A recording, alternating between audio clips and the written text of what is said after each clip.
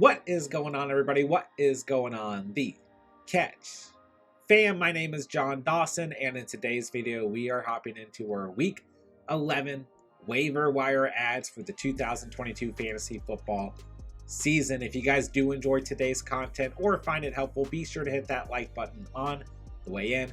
Hit that subscribe button, of course, if you are new to the channel. It really does help us out when you guys hit that like and consider subscribing. Please feel free to drop any comments, questions, concerns pertaining to the 2022 fantasy football season down below. I'll get back to you as soon as I possibly can. Without further ado, let's hop into today's video. All right, first up on the list, we've got Ricard White of the Tampa Bay Buccaneers, a player who I've encouraged you guys to hold on your rosters for a majority of the season, a player who has been way too good of a handcuff at the running back position to drop, and we finally might be seeing Ricard White season come to life. He's currently rostered in 56% of fantasy leagues according to the Sleeper app. I know he has been a popular name to hold on a lot of rosters out there, but at this point in time, he is a player who needs to be rostered in far more than 56% of fantasy leagues. 22 touches in week 10 against Seattle, 105 yards on the ground, finished the day with 10.5 fantasy points. But the big key aspect here is the fact that Leonard Fournette suffered a hip injury at the end of the game on Sunday against the Seahawks. This should open up even more work for White. Now, the Buccaneers are on bye week in week 11, so you're not going to be able to plug him in right away. But in week 11, he gets the Cleveland Browns, who have been very, very bad against the running back position. On top of that, as we approach the end of the fantasy season, we're only going to have so many more RB1 potential players pop up on the waiver wire. So I know a lot of you guys have held White on your rosters throughout the season, but if you have not, and if he is available in your league, he is 100% worth a top waiver priority as we move into week 11. All right, sticking with the running back position, let's talk about Isaiah Pacheco, who is 33% rostered in fantasy leagues at the moment. Looked like the clear-cut running back one for the Kansas City Chiefs in week 10 against the Jacksonville Jaguars. Jerick McKinnon had just one touch on the ground, although he did see almost all the receiving work throughout this game. He is a player to consider in deeper PPR leagues, as he's finished the last 2 weeks with at least 10 fantasy points. And Clyde Edwards-Helaire, on the other hand, had 0 touches, 2 targets in week 10, 0 fantasy points. CEH is really being kind of driven out of this backfield. McKinnon worth a look, but Isaiah Pacheco is really looking like the clear-cut RB1 in terms of the ground game for the Kansas City Chiefs. He got dropped in a lot of leagues after he made a really big wave back in week 7 when it was announced he would be the RB1. He gets the LA Chargers in week 11 as a good matchup overall. He should be able to make a little bit more out of this from a fantasy perspective. Obviously, just 6.2 points in week 10 is not amazing, but he did have 82 yards on the ground. And like I said, with him looking like the clear-cut RB1 on the ground, this is a running back we definitely want to roster as we approach week 11. All right, moving on to the wide receiver position, let's talk about Christian Watson, currently rostered just 18% of fantasy leagues. He's had an awful start to the season, but he absolutely exploded in week 10 against the Dallas Cowboys. 32.7 fantasy points, 8 targets, 4 receptions, 107 receiving yards, and 3 receiving touchdowns. A wild fantasy day for Christian Watson. You have to think that he is in Aaron Rodgers' good graces as we approach the rest of the season. In week 11, it's another good matchup against a Tennessee Titans secondary that's played very poorly so far on the season. The other aspect here is Romeo Doubs continues to deal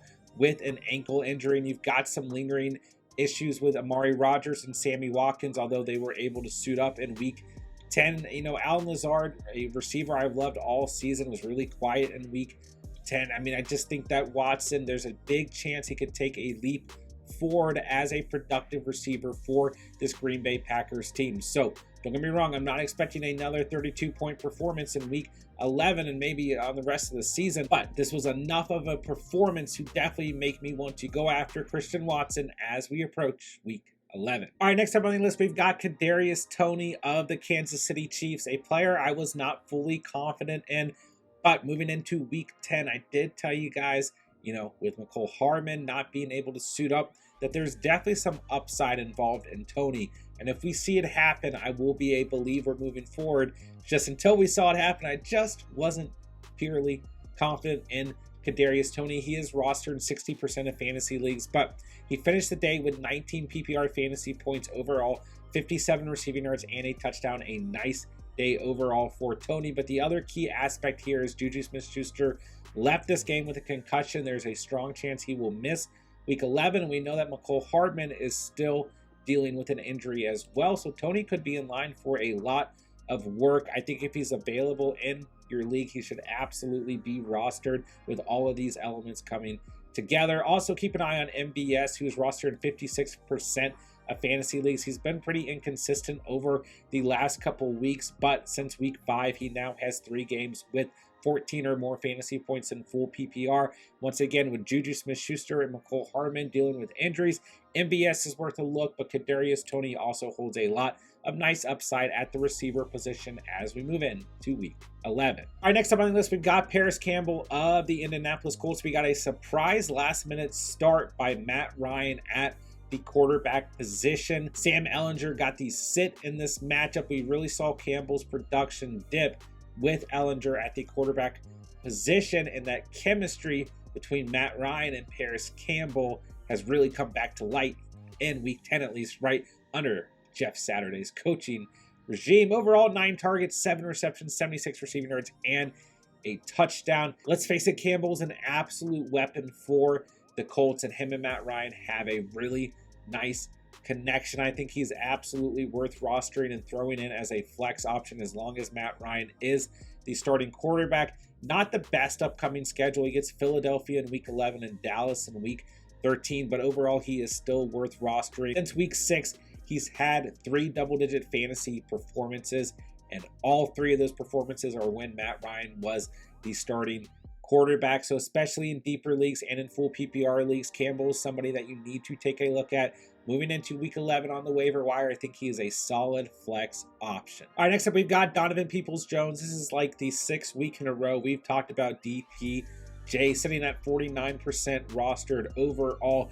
Another double-digit fantasy performance in week 10 for DPJ. 14.9 fantasy points, 9 targets, 5 receptions, 99 receiving yards. He now has had double-digit fantasy performances every week since week 4, except week 5, where he had 9 fantasy points on the dot. Ultimately, he's a very solid flex option on a week-in, week-out basis in full PPR scoring formats. He gets the Buffalo Bills in week 11.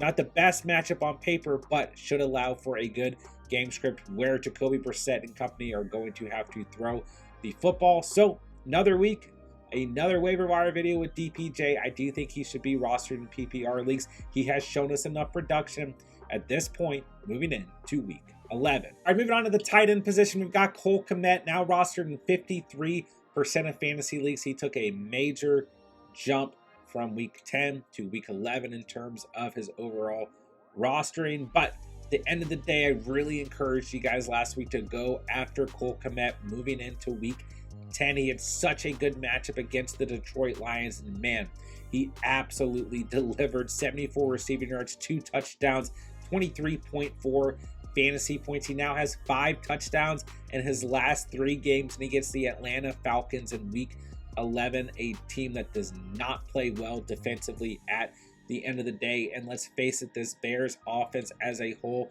has absolutely flipped the script on their season offensively. So I really like what we're going to continue to see out of Kmet on the season. This is what we expected out of Kmet in the offseason. We did not see at the beginning of the season. Is really coming to light. I think this chemistry between Justin Fields and Cole Kmet is absolutely going nowhere. Kmet is going to be a solid tight end option as we move in to week 11. All right, one more tight end for you guys. I've got Foster Moreau of the Raiders. As long as Darren Waller is on IR and not able to play, Foster Moreau is going to be a solid streaming option. We've seen him be one before. He finished out the season last year with 2 double-digit fantasy performances in the last 4 weeks of the season. So I like Moreau, who had 13.3 fantasy points in week 10, 4 targets, 3 receptions, 43 receiving yards, and a touchdown. He hasn't had great fantasy performances in the past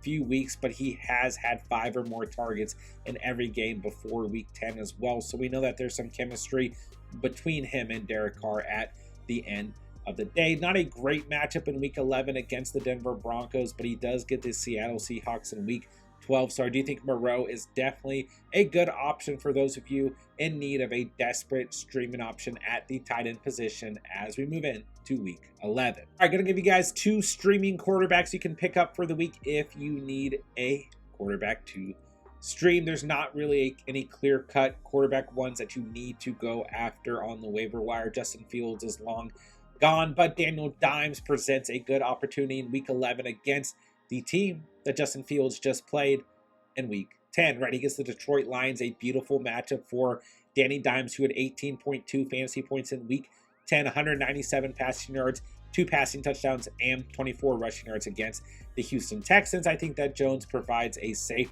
floor as we move into week 11. On the other hand, I've got Jimmy Garoppolo versus Arizona. Arizona in the bottom 10 of the league against the quarterback position so far on the season. Although they played pretty well in week 10 against the Rams. At the time of recording this, Sunday Night Football has not wrapped up. Jimmy G is sitting at 12.3 fantasy points. He's got a rushing touchdown, 148 passing yards. He's just a safe bet for 17 to 20 fantasy points on a weekly basis. Not a crazy high ceiling for Jimmy Garoppolo, but he at least provides some stability at the position. So based on matchup and based on availability, I do think these are 2 quarterbacks that you can take a strong look at. Daniel Jones is rostered at 64% of fantasy leagues, and Jimmy Garoppolo, on the other hand, is rostered in just 58% of fantasy leagues. So you've got a better opportunity probably to go out and get Garoppolo, but both these guys are worth a stream and worth a waiver wire ad if your quarterback is on bye in week